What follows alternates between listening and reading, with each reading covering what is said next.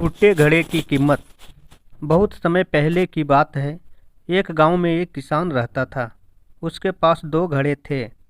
उन दोनों घड़ों को लेकर वह सुबह अपने घर से बहुत दूर बहती एक नदी से पानी लेने जाया करता था। पानी भरने के बाद वह उन घड़ों को एक बांस की लकड़ी के दोनों सिरों पर बांध लेता और उसे अपने कंधे पे लाद कर वापस घर तक लाता था। रोज़ सुबह उसकी यही दिनचर्या थी। दोनों घड़ों में से एक घड़ा सही सलामत था, लेकिन दूसरा घड़ा एक जगह से फूटा हुआ था। इसलिए जब भी किसान नदी से पानी भरकर घर तक पहुंचता, एक घड़ा पानी से लबालब भरा रहता और दूसरे घड़े से पानी रिसने के कारण वह घड़ा आधा खाली हो चुका रहता था। सही सलामत घड़े को खुद पर बहुत बड़ा घमंड था कि वह किसान के घर तक पूरा पानी पहुंचाता है। दूसरी ओर फूटा घड़ा खुद को नीचा समझता था और हमेशा शर्मिंदा रहता था कि वह किसी काम का नहीं है। उसे ग्लानि महसूस होती थी कि उसके कारण किसान की पूरी मेहनत बेकार चली जाती है। एक दिन उस फूटे घड़े से नहीं रहा गया और उसने किसान से क्षमा मांगते हुए कहा, मालिक, मैं खुद पर बहुत शर्मिंदा हूँ। मैं ठीक तरह से आपके काम नहीं आ पा रहा हूँ। किसान ने पूछा, क्यों, ऐसा क्या बात हो गई?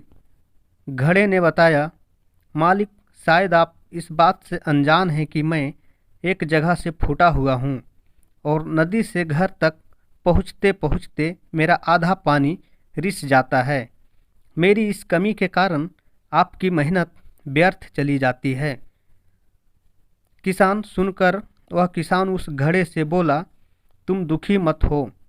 बस आज नदी से वापस आते हुए मार्ग में खिले हुए सुंदर फूलों को देखना, तुम्हारा मन बहल जाएगा। फूटे घड़े ने वैसा ही किया। वह रास्ते भर सुंदर फूलों को देखता हुआ आया। इससे उसका विचलित मन शांत हो गया, लेकिन जब घर तक पहुँचते ही उसमें पाया कि वह पुनः आधा खाली हो चुका है, तो उस पर फिर से उदासी छा गई। उसने किसान से अनुनय किया कि वह उसकी जगह कोई अच्छा और सही सलामत घड़ा ले ले। यह सुनकर किसान बोला, क्या तुमने ध्यान दिया कि बांस के जिस सिरे पे तुम बंधे रहते हो, उस ओर के मार्ग में सुंदर फूल खिले हुए हैं, जबकि मार्ग के दूसरी ओर सूखी जमीन है। ऐसा नहीं कि मैं इस बात से अनजान हूँ कि तुम फूटे हुए हो। यह बात जानते हुए कि मैंने मार्ग के उस ओर सुंदर और रंग बिरंगे फूल लगा दिए। जब मैं नदी से पानी भर कर लाता हूँ, तो तुम्हारे द्वारा उस फूलों को पानी मिल जाता है और वे सदा उस मार्ग को हरा भरा रखते हैं। तुम्हारे कारण ही वह मार्ग इतना सुंदर हो पाया है। इसलिए खुद को कम मत आको। इस कहानी से सीख, कोई भी ऊंचा या नीचा नहीं होता। इस दुनिया में हर इंसान को एक रोल मिला हुआ है, जिसे हर कोई बखूबी निभा रहा है।